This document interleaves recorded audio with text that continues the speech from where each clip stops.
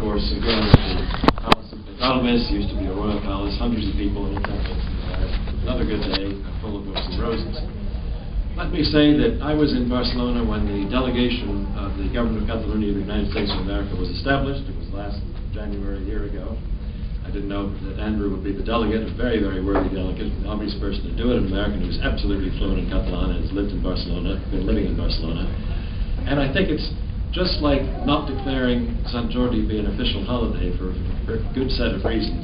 The government of Catalunya fixed upon New York very sensibly. I would actually use the word brilliant, because why have another diplomatic representation in Washington, which is a city of the cocktail party circuit, where everybody from Great Britain and Liechtenstein has diplomats roiling around the city trying to get recognized and known. I'm saying recognized, but people know who they are. Put it instead, brilliant thinking of the Catalans, put it instead in the financial, commercial, and cultural capital of the United States. And there it can really make its mark. And it's doing so. It probably keeps Andrew working 24 hours a day, but never mind. It was the right decision, a very good decision, and I'm very pleased that Catalunya has set its holiday here. Another couple of interesting things about Catalunya, about the day of Sant Jordi. As Elizabeth Fordham knows perfectly well, in England it's called the day of St. George. It's the same person. And in fact, St. George in England also slew a dragon, but that, of course, was a different dragon. and they never made as much of it in England as the Catalans have done with this Sant Jordi, which is a joyous time.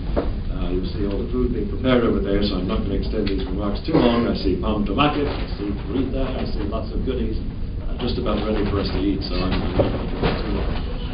But what I think is interesting is that I have seen since the 1960s the evolution of the Feast of Sant Jordi and of Catalan books in a way that you can't imagine.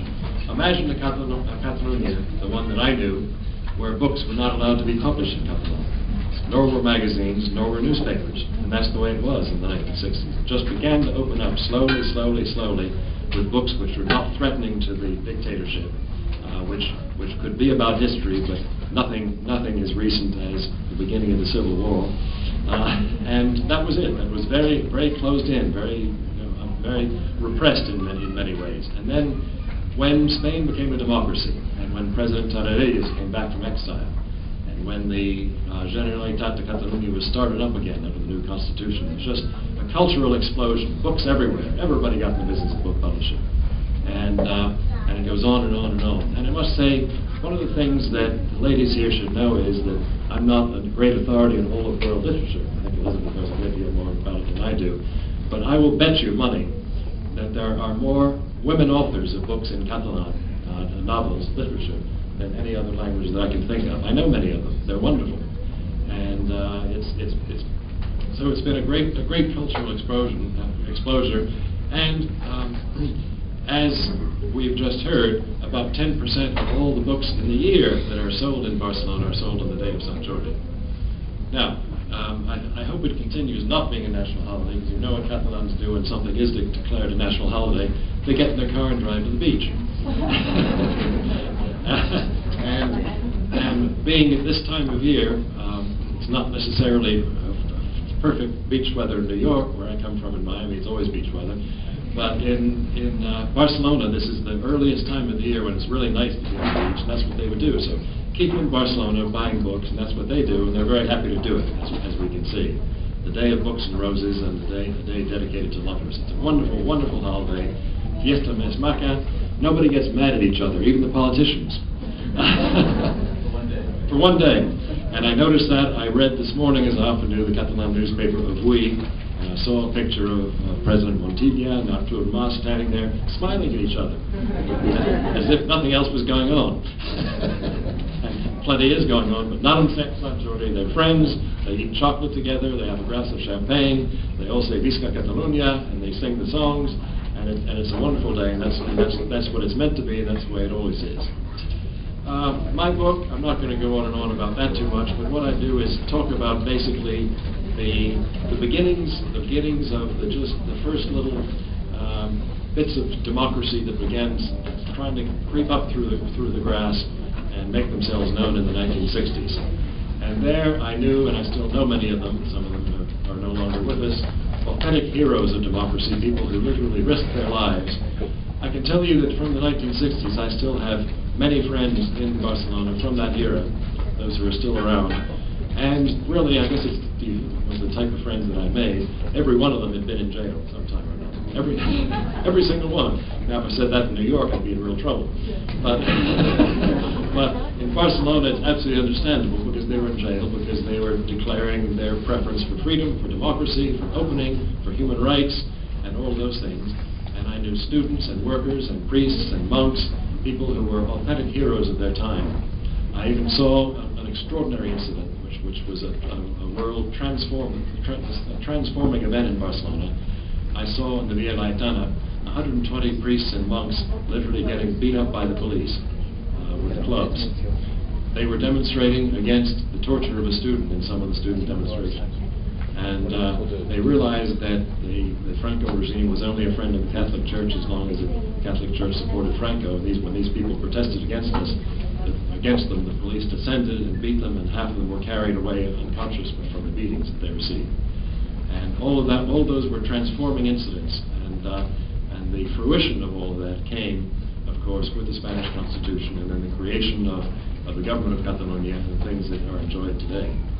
Catalonia has been described by more than one person as un poble en marcha. It's people who are still evolving, finding their destiny in life, finding where they want to go and what they want to be.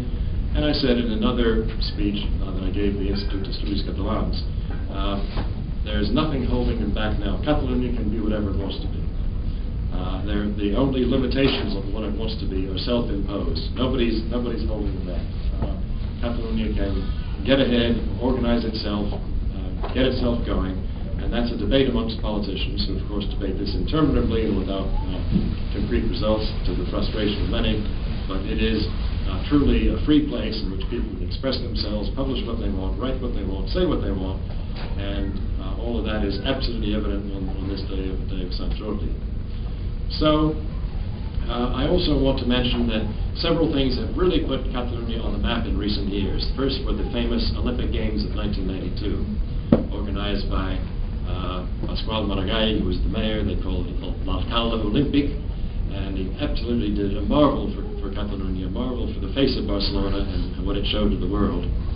And that was a very important event. And then one thing I'm particularly proud of this year is that my old boss, President Jimmy Carter, is to be awarded the Catalan equivalent of the Nobel Prize. It's called the Premi Internacional de Catalunya, the International Prize of Catalonia, which is given to an outstanding world citizen for what that person has accomplished. And I will be proud to be with President Carter at the Palace of the Generalitat on the 1st of July when President Montilla will present him the Premi Internacional de Catalunya. This was begun in the 1980s by the government of Catalonia. And a very, very wonderful prize, and I recognize the work of Jimmy Carter. Right now I'm helping Jimmy Carter learn all about Catalonia in my own way of looking at it. So he will arrive, I hope, well instructed in the culture, the national identity, the aspirations of Catalans and all those things. But he's talked to him, he's extremely pleased and very proud to be awarded this prize. I think we should be all very proud of that. So, in my book I explain what happened in the transition to democracy, where Catalonia has come, what it perceives to be its national identity today, which is very, very strong. And Catalonia is, in many ways, like the United States. It's always been a country which has welcomed immigrants, in which a great many Catalans are immigrants or descendants of immigrants, very much like the United States. And you don't have to be born of so-called Catalan blood to be a Catalan. Andrew knows that. In fact, it's been so broadly defined by one President, Jordi Pujol, who said, anybody who lives and works in Catalonia is a Catalan. Now that's the ultimate expression of open doors for immigrants. And since time immemorial, people have come from the times of the Greeks and the Romans and Arabs and Jews, and everybody has come to Catalonia and become Catalans, because you don't need some special thing in your blood. I mean, that's the Basques who insist on that. But Catalans are people who who come from all over the place. And today we have even people of Arab background writing in Catalan. We have people from everywhere. So it's an very open society. Society is a group of people who come there and love being there and want to be there, and that's what makes them. And then they, of course, immediately pick up marvelous, joyous occasions like the Diada de Sant Jordi. You don't have to have the right ethnic, genetic combination to go out in the street and love books and love Sant Jordi. Everybody enjoys it, and so that's why we're all here today. So I won't go on and on because I think we're waiting for the music and the food, and I just want to thank again the Catalan Institute of America and the delegation of the government of Catalunya here in New York, and thank you so much for the chance to be with you. Sant Jordi, as I think John said, is sort of a movable feast. It really was yesterday, it's today in New York, and actually tomorrow evening we'll have our Sant Jordi in Miami. So it's kind of shifts around a little bit according to the circumstances, but everybody will have a wonderful time there as they do here today. Thank you so much, and I've really enjoyed it.